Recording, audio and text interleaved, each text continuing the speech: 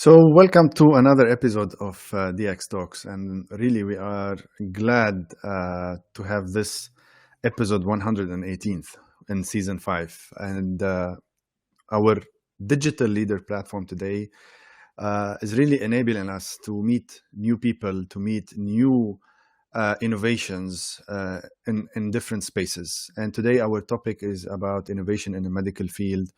And we're going to be hearing a lot about those innovations from our guest. And let me introduce our guest quickly, Mr. Edward Kliphuis. He's a partner of Sofinnova Partners. And today also it will be part of the PrecisionMed Exhibition and Summit in Dubai that is happening exactly in 12 days on May 24th and May 25th.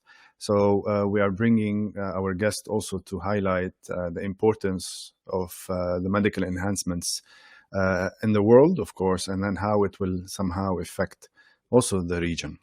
So let's welcome our guest, and then welcome, Edward, on the platform. We're really eager and lovely to have you here. If you don't mind introducing yourself and a little bit about the background. Yeah, fantastic. No, thanks, Rudy. Pleasure to be here. In 118 episodes, I didn't realize it was already such a long-running show. In terms of my personal background, I'm a Dutch national. I'm a pharmacologist by training. I did my research in the blood-brain barrier, and I've been in healthcare venture capital since 2009. I was part of the team that was in the early days setting up the corporate venture capital arm of the Merck Group and Ventures, and then went into investment banking as an equity research analyst, only to come back to M Ventures and ultimately doing quite a few investments on the healthcare technology side. And from there, I joined Sofinnova Partners at this point to focus on digital medicine. So what you were referring to with precision medicine, that's a fundamental element of what we do. And at Sofinnova Partners, we are one of the oldest venture capital firms in the world, 5 decades of investment activities, purely in life sciences, 2.5 billion assets under management. Our home is Europe, but we invest globally, and we invest across everything in life sciences, from therapeutics early stage, late stage, medical devices, cell and gene therapies, you name it. If there's a deal, if there's a good thing to do in life sciences, if there's a good, attractive opportunity, we'll be able to do it. Yeah, I think the world is really changing the way we are really changing. Everybody is changing. We are in a fast forward change, and the COVID epidemic was not, it was actually a catalyst to bring more of this change into our lives and the digital space. So let me go to the first question. You quoted on previously that you are witnessing a global paradigm shift in healthcare. It's true, and this is what we are actually witnessing. Digital health is really becoming more of a necessity than a nice to have. What's your, if you can elaborate more, and then what is your point of view on this? I'm going to take quite a roundabout way of answering this question, but let me first say what you referred to earlier with COVID being a paradigm shift, it has absolutely been fundamental. What we've seen is basically 10 years of innovation in less than half a year. So it's brought everything to the forefront. The people on the street understand what RNA is, what it does, how it works, and that has basically created a platform to build innovation on that is unrivaled. Now, the paradigm shift, if you sort of like plot, there's 2 major movements historically that had already started before COVID was there. And the first one is that the cost of healthcare as a function of GDP has been increasing, year over year. It's tripled in the United States over the last 30 years. It's doubled in Europe over the last 30 years. Now, if you combine that with a change in demographics, where the amount of people contributing to a social healthcare system as we build it is unfortunately reducing, whereas the amount of people drawing from it is increasing, driven by longevity, driven by lower birth rates, you'll see that there's going to be a supply and demand mismatch looming. And the question then is, what can we do to make sure that healthcare still remains affordable for all? Now, the answer there lies in digital and lies in digital medicine, as we like to coin it here at Sofinnova. Now, what that does for us, and this is the paradigm shift, if you couple the generation of very well structured data on an individual, on science as a whole, with the advent of machine learning techniques, artificial intelligence, deep learning, all these things, it basically allows us to step away from a very reductionist approach, which we've had, over the last centuries to science as a whole and life science in particular, where we basically take a complex problem and we break it into individual pieces and then we work on those pieces. Now we can reverse that. Now we can change that whole notion and actually look at the complex problem in its entirety. And what that means for medicine is really, it's game changing. It means that we can actually look at a patient in its totality and not just say, oh, you've got pain, therefore you should have this particular drug. Oh, you've got rheumatoid arthritis, therefore you should go to only this drug. No, we can look at the patient in its entirety and say, this is your history. These are the complaints you have. We've taken your blood test. We've taken other samples. And therefore, we can now infer that actually this is the best treatment for you at this particular dose, and therefore it will have this effect. Very interesting. And I would love to know more. You mentioned AI and artificial intelligence, AI, and the rise of machine learning and so on. I don't know if you can elaborate even further. How is it really, helping and changing the practice in medicine? I mean, as I said before, it's basically the change from a reductionist approach to science to now actually looking at the complexity as a whole. And an example of this for me is a company called DeepMind, which was a company in the UK that developed this algorithm called AlphaFold. Now, if you're not familiar with DeepMind, DeepMind was acquired by Google for a hefty sum and has been working on the protein folding problem. Just to put that in context, protein folding is sort of the executive level, if you will, of the human body. So proteins are the effectors of functions. If you understand, therefore, what the 3D structure of a protein looks like, you understand what function it needs to achieve, but also when it doesn't achieve that function. And you understand how you can drug, for example, particular proteins to actually have a therapeutic effect. So it's sort of at the core of everything life sciences that we do. Now, what these guys did was basically commit a machine learning model to the protein folding problem. And up until AlphaFold committed itself to this, we had only elucidated about 17% of the roughly 20,000 proteins in the human body. And this was done over decades of hard work by very smart scientists with like heavy machinery, millions of dollars of investments, numerous man hours. Like it was hard labor. And along comes AlphaFold, and along comes this algorithm, and basically we almost solved the remaining 80% in less than 2 years. That's the power of something like this. That's the power of what AI and machine learning bring to life sciences. And maybe to add to that briefly, the paradigm shift here really is that we move away from sort of the causation-based computing, if you will. So if you have this particular hypothesis that's validated, then you can validate the next hypothesis, and ultimately you validate a larger hypothesis that leads them perhaps to a drug. Then you put the drug in a human, and you finally see whether or not it works. That we can now change, and we can turn around, and we can basically say, actually, we can now go into a correlation-based approach, which basically means we take big data, we crunch big data, and we derive new hypotheses based on observations. So we look at the population at large. We see, for example, hey, a population in this cluster actually develops, I don't know, X, Y, Z indication. Maybe there's something wrong with the groundwater. Maybe there's something wrong with their genetics. Maybe there's something wrong with the air quality. Let's try and validate that hypothesis. And that basically is the next frontier of gaining insights, not just in an individual, but in the population as a whole, which leads then to better understanding of the individual and better care for the individual. Very, very interesting. I love the investments also that is happening in the space. I think it's huge. And as you mentioned, also the Google acquiring for the hefty sum. Medicine, for me, medicine is the age now. It's the age of the innovation, not just because of COVID, but I think it was on a point where the industry 4.0 was able to provide more of the tools and the techniques and the technology, because we need that technology. Before it was available, but it wasn't as much available as it is in the last couple of years. Amazing. And now we know that really the medicine as a whole and medical field is really changing. The healthcare is changing. How does that affect the world? And how will it impact a little bit on because we are part of the bigger globe? How will it affect Middle East? Let me start with the second part of your question first. I think what we can see is a massive moment where certain underserved geographies, of which the Middle East is one, can actually leapfrog. And I think the best analogy here is healthcare technology at this point in time finds itself in the same space where fintech was about 10 years ago.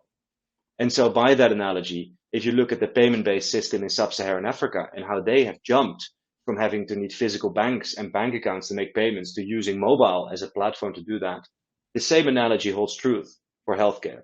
So delivery of healthcare, a fun fact which I learned only the day before yesterday, apparently Kazakhstan is now one of the most connected countries for telehealth. And it's because in COVID, people couldn't find their physician anymore. And so actually the state had to jump in and create all these platforms. I mean, it's just a testament of let's say, the innovation that people put to bear. Now, again, if you plot that line further, it is not it's not impossible to think that there are certain topics, cardiometabolic diseases, fertility, that are very pressing in the Middle East, which unfortunately aren't addressed yet, but which the rise of healthcare technology, digitization can actually serve for and cater for. So I think the beneficiaries here, particularly also, you have an affluent, well-educated population. The willingness to pay is there. For me, at least, the macro factors are all in play. Now, of course, it is up to the technologists locally and globally to solve for that and to actually build the solutions that would cater to the masses, create the go-to-market channels, etc. But if you think of capitalism as a force of nature, where it is allocation there where it yields the system the most, then this will happen one way or another. Yeah. Thanks. What are the breakthrough innovations that's happening in the world where you can share with us maybe some unique ones or exclusive ones, and really they are pressing to solve the problem of the world? Look, one of the most eye-popping ones for me was a company that I had the pleasure of investing in 2015, and I've been on the board of for about 5 years until moving now over to Sofinnova, which is Akili Interactive Labs. Now, Akili creates a computer game, but it's a computer game that basically rewires the brain. It induces neuroplasticity, which basically means that you actually change conformationally the prefrontal cortex of the brain. And so what this does, it helps people concentrate better, increases cognition, and it does so through a very well validated intervention. It's if you think of an active pharmaceutical ingredient and then the pill around it, this is a game, which is sort of the formulation of the pill, but the algorithm at the core of it is the active pharmaceutical ingredient. And what that does, it basically triggers an upregulation in cognition for those people who suffer from cognitive impairment. Now, think of which diseases those are. ADHD is the first one, right? I mean, normally when you give somebody Ritalin or Concerta, you actually trigger the more the hyperactivity part of ADHD and not necessarily the attention deficit part. Here you have a solution that sort of surgically and meticulously targets attention deficit and upregulates the cognition. So kids under this treatment, you could hypothesize, have probably a better chance of doing better in school, get better grades, be more confident, etc., etc. Now, the same thing, cognitive decline, it's a function of treatment with chemotherapy. It's a function of treatment of, COVID fog. It's a hallmark of Alzheimer's. It's a hallmark of multiple sclerosis, and so on and so forth. So for me, these innovations that basically target neurological circuits that cannot be targeted with traditional molecules, they're phenomenal and fascinating, and more so even when it can be done in a non-invasive way, like Akili has done.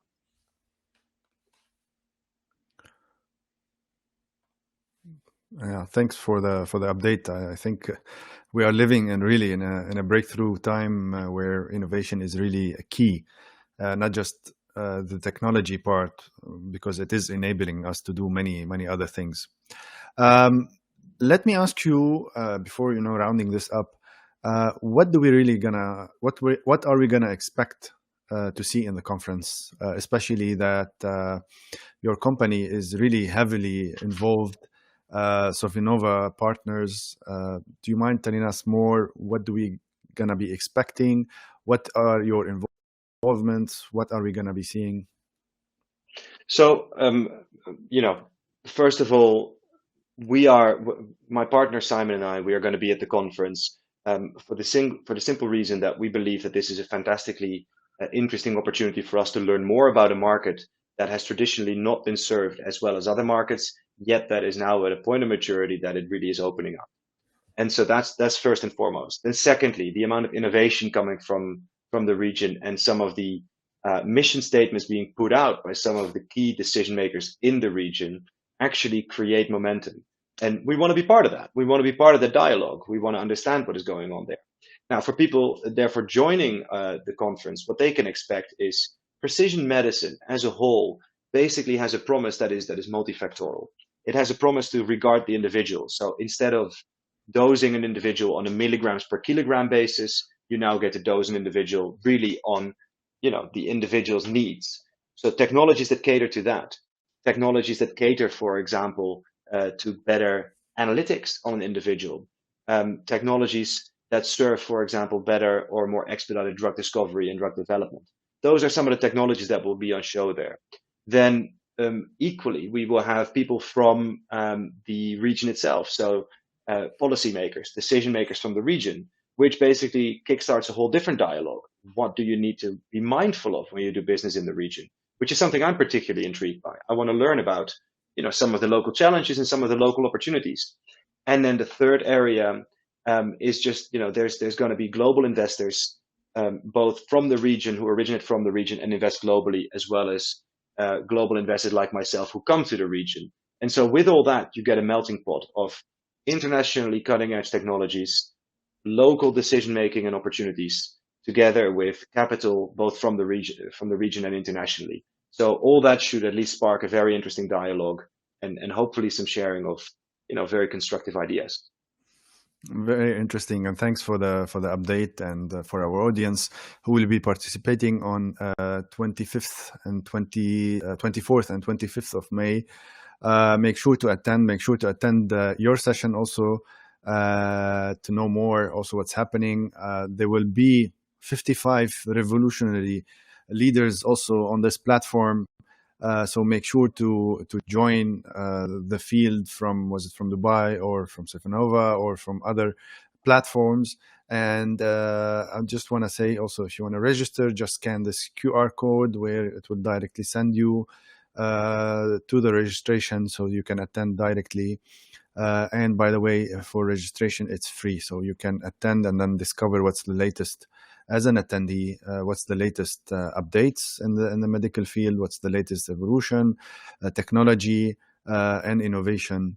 And I'm sure you will be also showcasing more of those innovations that are happening inside the summit. So I don't know if you have any last words before we conclude our session, and our audience will be more than happy also to later on try to grasp the innovation that's happening. I'm very happy about hosting you, because medical field is really into that revolution, into the change and the transformation. We've seen many different things on the finance side. It's always been there, and most of the words finance. It's time for others also to join on that platform, and then on the world where innovation is actually touching and the transformation is actually touching every point. So if you have any last word for our audience and to conclude, we would be appreciated. Look, if anybody with a great idea around either a new technology in healthcare, a new medical device, a new therapeutic, please do look us up, send me an email. We want to collect as many great ideas, work with as many talented founders, making sure we bring medical innovation, life science innovation further, and ultimately impact more patients worldwide. So yeah, do you mind sharing your social media so we can hook them up if they want to connect to you, and then I'll post the links also later on. Yeah, that's fine. Yeah. They can reach you at. I'll give the website All right. and my email. That's fine. Sure. And with that, I'd like to thank you for being a guest with us today and sharing your not just vision, but on outlook on what's happening in the world and what's going to happen in the PrecisionMed exhibition within 2 weeks, 12 more days actually. So we're eager to meet. We're happy to partner with PrecisionMed and Emerge as a media partner, and then bring more leaders on this platform. And hopefully try to take the whole world of digital leaders and digital transformation, and was it from medical or technology or finance or we even had people today. The drone business is massive. The utilization of drones in our life is also touching every base, was it from health or from anything else.